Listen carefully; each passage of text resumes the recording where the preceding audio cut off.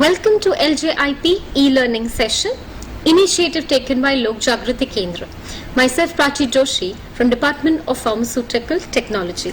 In today's lecture, we will be further studying different cloning vectors. We have studied the introduction in our part 1, and in part 2, we'll be studying further the different types of cloning vectors. But before moving forward, please like, share and subscribe our YouTube channel Pharma Ignite. Now, types of vector you have already studied. What are vectors? Vectors are basically vehicles to carry the gene of interest inside the bacterial cell to make number of copies or to increase or to harvest proteins. So, according to this functioning, there are two types of vectors. First is cloning vector and second one is expression vector. Now, what are cloning vector? Cloning vector is basically, it is utilized to generate number of copies of sequencing or of gene, but expression is basically used for production of proteins, right? For like insulin, growth hormones, we have already seen in my further video. Now there are different types of cloning vectors like plasmid, phage, that is bacteriophage, cosmids. Cosmids is the part of plasmid and bacteriophage. Here we'll be concentrating basically on plasmids. But what is plasmid? It is extrachromosomal circular DNA molecule that is replicating in an autonomous way, okay, inside the bacterial cell. Now, if I'm inserting a gene of interest, this suppose is a vector, correct? Now, I'm inserting the gene of interest into it. It will not start like I want 100 copies and it will make 100 copies out of that. It has a limit. It is not a machine that you infeed, like in a Xerox machine, if you infeed 2 copies, it will give you 2. If you require 1000, it will give you 1000 copies. But in case of plasmids, they have certain limits, right? All the vectors have certain kind of limits to it. So, the cloning limit is 100 to 10,000 copies, or you can say base pair. Now, what is the meaning of base pair? That is different types of nucleotide sequencing. One base pair is equal to 2 nucleotides, or you can different unit is kilobases also. So 1 kbps is equal to 1000 bps, right? Another one is phage. It is derived from bacteriophage. Okay, now this is linear molecule, DNA molecule. Plasmid is circular one, but this is a linear fashion. Okay, the DNA is in linear fashion, not in a circular form. Here also, when you are in, suppose this is a phage, and when you are inserting it, there will be some changes in this, there will be changes in plasmid, but in case of bacteriophage, if you are inserting any gene, there will be no change in the life cycle of this phage, correct? There will be no change here, so it will act independently. Limit is 8 to 20 kb. Now there is cosmids. Cosmids are cosmid is a site. There is a plasmid and the phage, which plasmid, which are inserting. So name is, it is again extrachromosomal part featuring plasmid and the phage. The limit is 35 to 50 kb. There are again artificially generated chromosomes. There are bacterial artificial chromosomes, yeast artificial chromosome and human artificial chromosome. Now what is this? They are the vectors which are artificially created, where we require our you can say everything which is desired characteristic of vectors which is there is made, or you can say modified into it. Okay, now how to select it? You have seen the limits, right? So the main criteria, how many amount of copies you require and what is the size of it you require, that you can select it, correct? See, this is a table, comparison table. From here you can select, suppose this is plasmid, it is 0.1 to 10 kb, but you don't require this many less units, you require much more out of it. So you can use artificial yeast, artificial chromosome, it is 100 to 1000 kbp, right? Now, moving further, we'll be studying most important one, that is plasmid. Now, this term plasmid was first introduced by American molecular biologist Joshua, okay, in 1952. Now, what is plasmid? I already told you. It is an extra chromosomal part. It is not the part of the DNA of the bacteria itself. It is an extra chromosomal part. Again, it is same. It is a DNA segment, but it is again helical double. Everything is similar as that of bacteria. Now, why is plasmid there in the bacteria? It do not have any work. It is like that? No. It has its own DNA in the bacteria. Then why this vector is required? Only to produce clones? It was already knowing it, that scientists will come and make copies out of them. No, it was not like that. Basically, vectors are there for it is having gene which is not essential for their survival.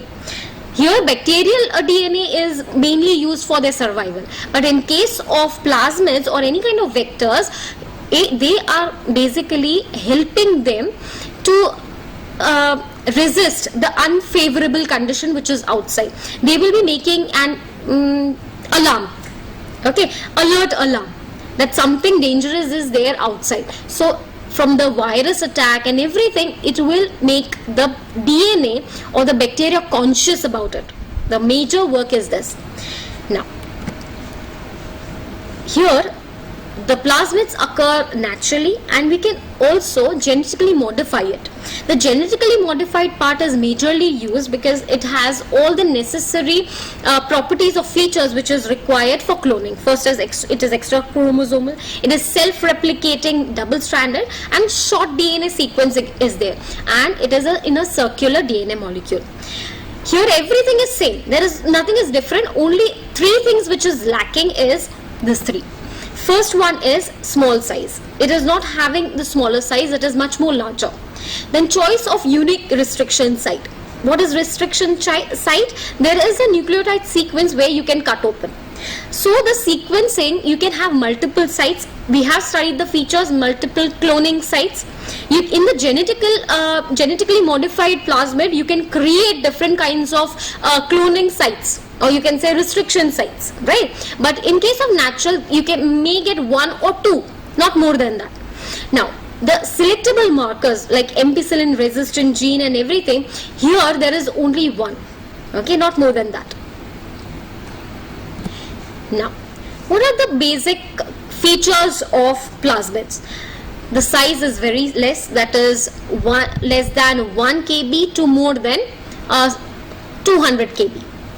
It is how, now suppose this is a bacteria, okay, I'm making this pen a bacteria and everything, but suppose this is a bacteria and you have to insert a gene of interest.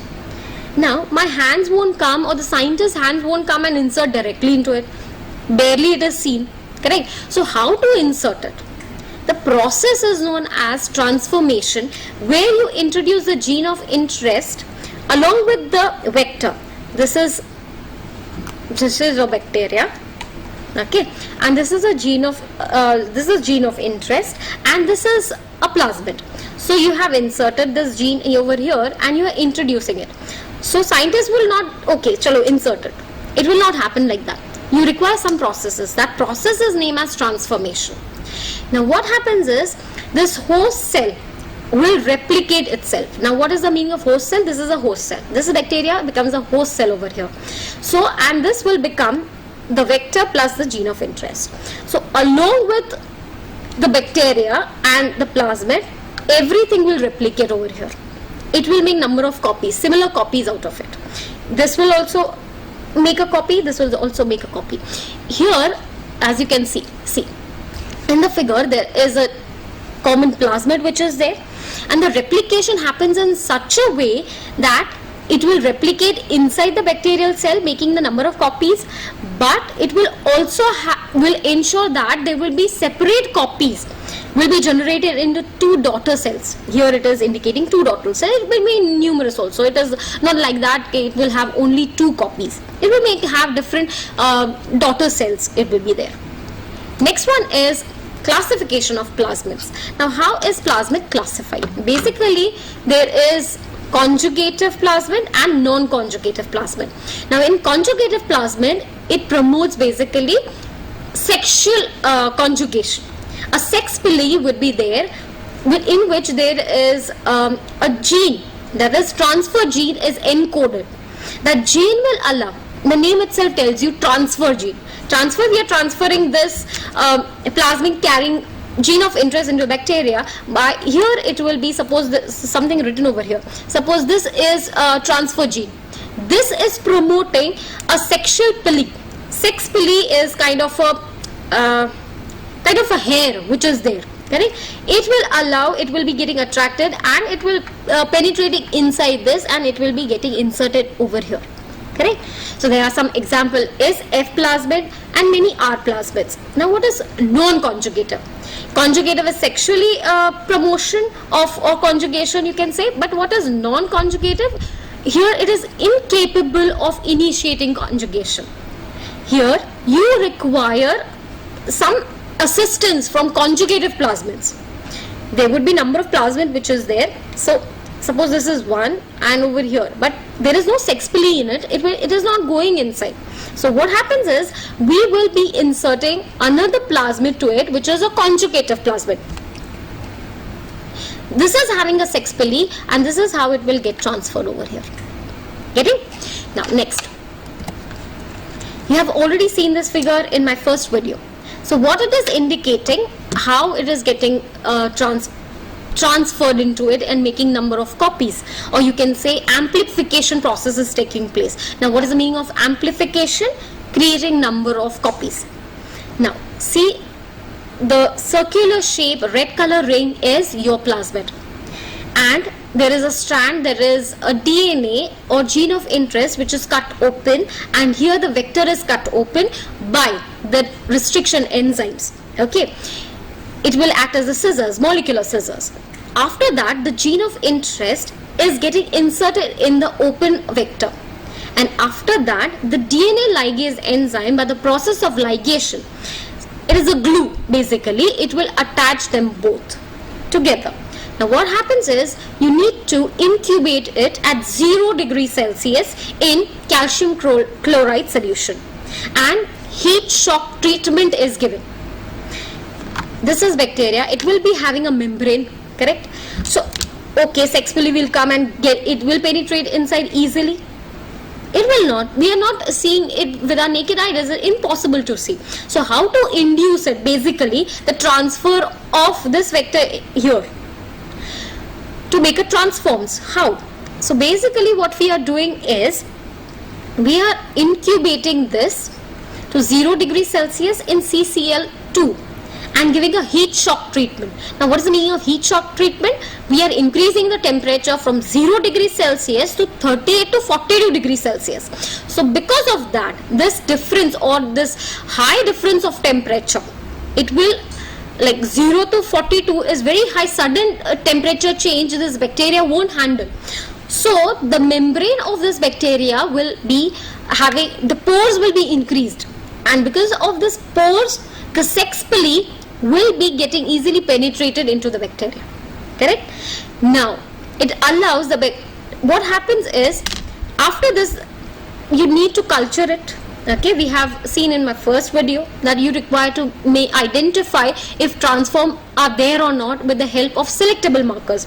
If this is having a plasmid with a gene of interest, then you need to culture it and make number of copies out of it. Okay, then and then you get the amplification process. Now there is PBr332 and PUC are the most popular and widely used plasmids. Now what are this PBr332 and PUC? PUC is not that one you get from the driving license for the pollution control one. No. This is, first P is for plasmid, B is for Bolivar, R is for Rodrix. Now what is B and R? This is the name of scientists, Bolivar and Rodrix.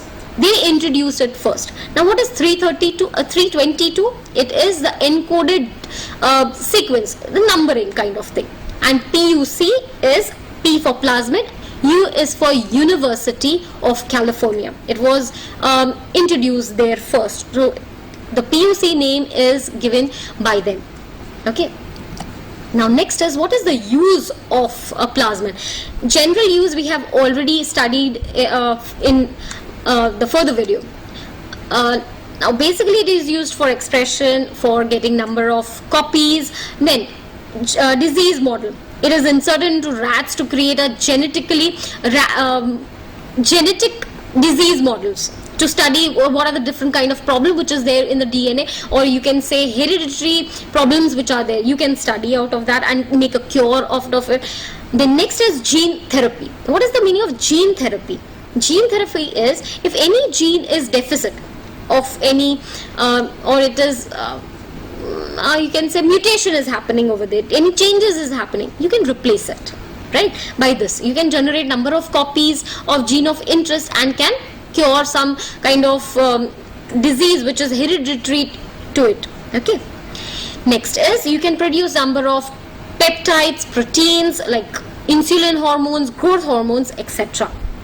Now these are some of the questions we need to study and prepare.